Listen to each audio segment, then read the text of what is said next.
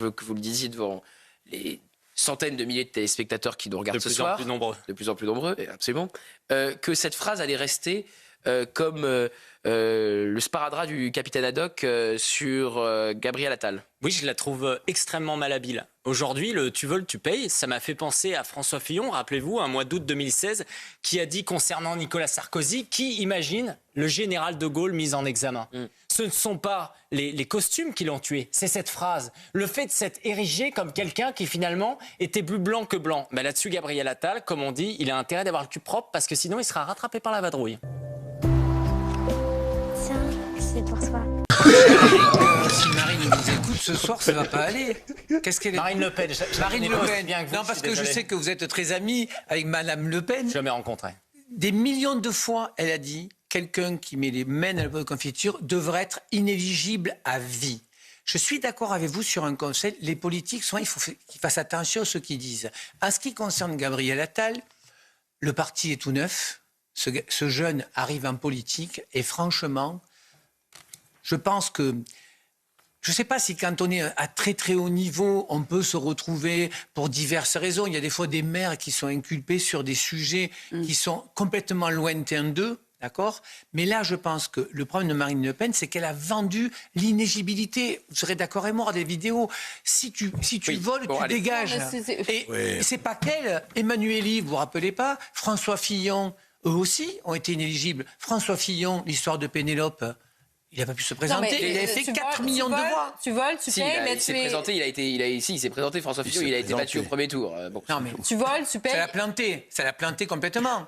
Donc ce que je veux dire, c'est que c'est compliqué pour un personnage politique de dire des choses. Et Marine Le Pen, là où elle s'est trompée, s'est dit si tu fais une infraction, tu seras inéligible à vie. Qu'est-ce que vous voulez dire, André ? Elle a dit, vous êtes d'accord ou pas, André ? Juste un mot pour finir. Vous avez entendu ça ? Je voudrais savoir combien de parlementaires aujourd'hui ont été mis en examen, que ce soit à droite comme à gauche. Vous savez très bien que depuis des années, les mains dans le pot de confiture ont été l'apanage d'une grosse partie de l'axe politique. Alors il faut arrêter. Non, vous n'avez pas le droit de dire ça, André. Oui, c'est dégueulasse ce que vous dites. Parce que qui est des ripoux, il y en a. J'ai dit une grosse partie. Mais plus personne. Pourquoi vous ne seriez pas parlementaire ?